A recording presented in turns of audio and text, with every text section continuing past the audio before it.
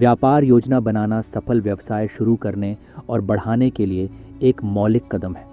ये एक road map के रूप में कार्य करती है जो आपके व्यापार लक्ष्यों और उन्हें प्राप्त करने की रणनीतियों को स्पष्ट करती है। इस वीडियो में हम एक प्रभावी व्यापार योजना के आवश्यक घटकों, गहन शोध के महत्व और यह सुनिश्चित करने के कदमों की जांच करेंगे कि आपकी योजना केवल एक दस्तावेज न हो, बल्कि एक गतिशील उपकरण हो जो आपके व्यापार यात्रा को मार्गदर्शन करती है।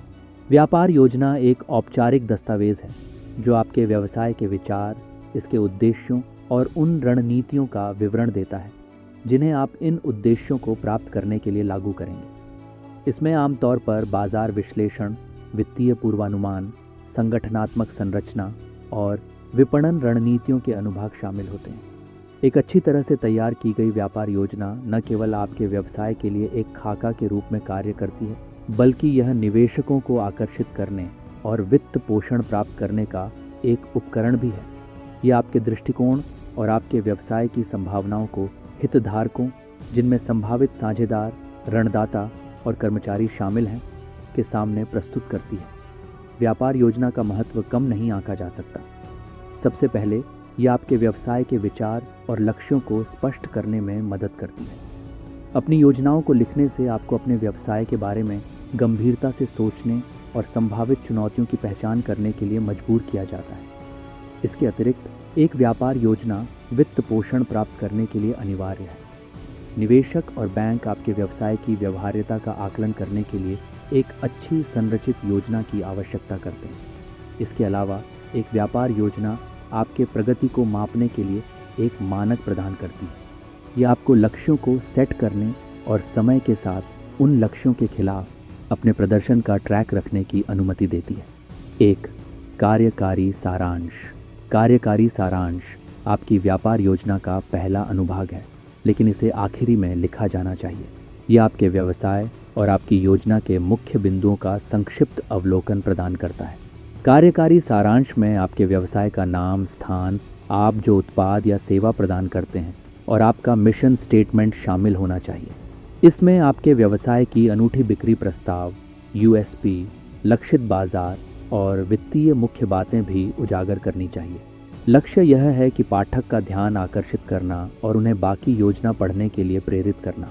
एक अच्छी तरह से लिखा गया कार्यकारी सारांश संभावित निवेशकों पर महत्वपूर्ण प्रभाव डाल सकता है, इसलिए यह स्पष्ट, प्रेरक और जार्गन से मुक्त होना चाहिए। 2. व्यवसाय विवरण।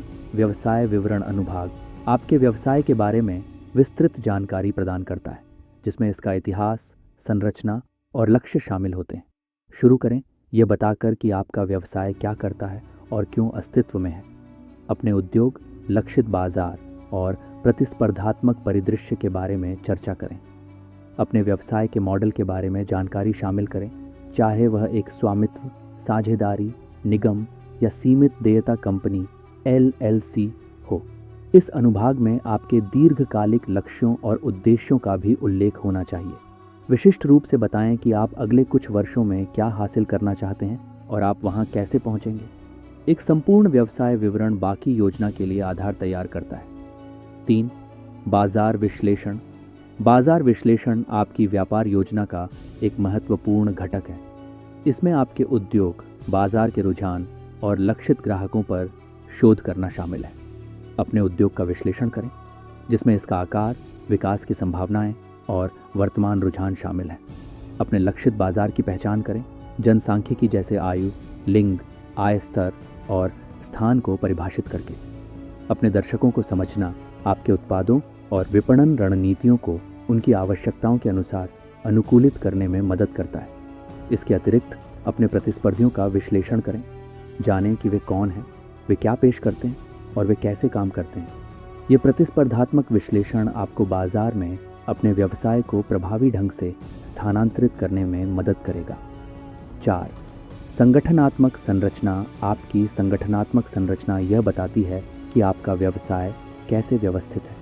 यह आपकी टीम के सदस्यों की भूमिकाओं और जिम्मेदारियों का विवरण देती है और वे व्यवसाय की सफलता में कैसे योगदान देंगे। एक संगठनात्मक चार्ट शामिल करें जो आपकी टीम संरचना का दृश्य प्रतिनिधित्व करता है, जिसमें प्रमुख प्रबंधन भूमिकाएं शामिल हैं। प्रत्येक सदस्य के विशेषज्ञता और अनुभव के बारे में चर्चा करें और कैसे उनकी क्षमताएं एक दूसरे को पूरा करती हैं। यदि आप अतिरिक्त कर्मचारियों की भर्ती करने की योजना बना रहे हैं तो अपनी भर्ती आवश्यकताओं और रणनीतियों का उल्लेख करें।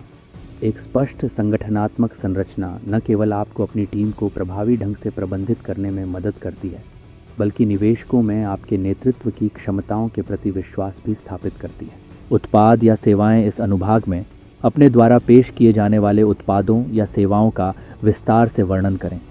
बताएं कि वे आपके ग्राहकों को कैसे लाभान्वित करते हैं और वे प्रतिस्पर्धियों की तुलना में क्या अनूठा बनाते हैं। यदि आपके पास कई उत्पाद या सेवाएं हैं तो उन्हें वर्गीकृत करने पर विचार करें ताकि जानकारी को समझना आसान हो। अपनी मूल्य निर्धारण रणनीति पर चर्चा करें, जिसमें यह शामिल है कि आप कीमतों का निर्धारण कैसे करते हैं और वे प्रतिस्पर्धियों की तुलना में कैसे हैं।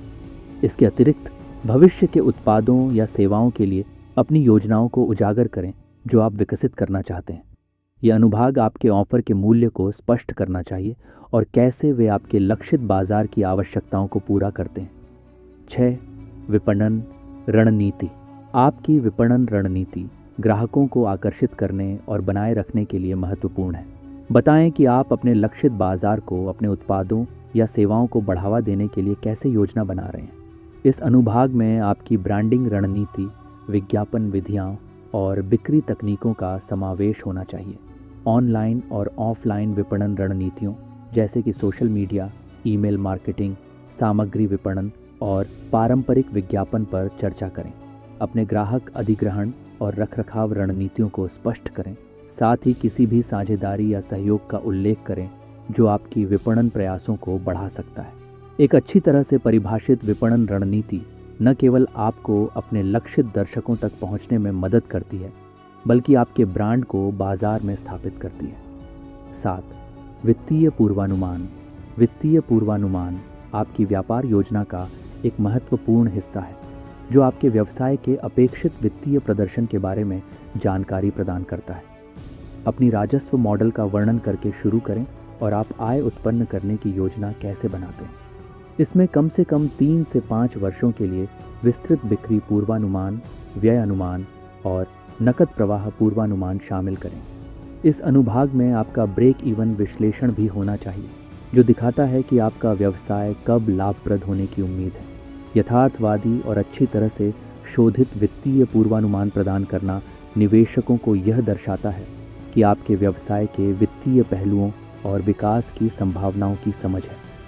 8. फंडिंग अनुरोध। यदि आप फंडिंग प्राप्त करने की कोशिश कर रहे हैं तो इस अनुभाग में आप कितने पैसे की आवश्यकता है और आप इसका उपयोग कैसे करने की योजना बना रहे हैं, ये स्पष्ट करें। आवश्यक राशि और इसे कैसे आवंटित किया जाएगा, जैसे कि उपकरण, इन्वेंट्री, विपणन या परिचालन व्यय के बारे में विशिष्ट रहें। इसके अलावा स्पष्ट करें कि आप किस प्रकार की फंडिंग की तलाश कर रहे हैं, चाहे वह आर्न, निवेश या अनुदान हो। बताएं कि आपका व्यवसाय एक लाभकारी निवेश क्यों है और निवेशक इससे कैसे लाभान्वित होंगे।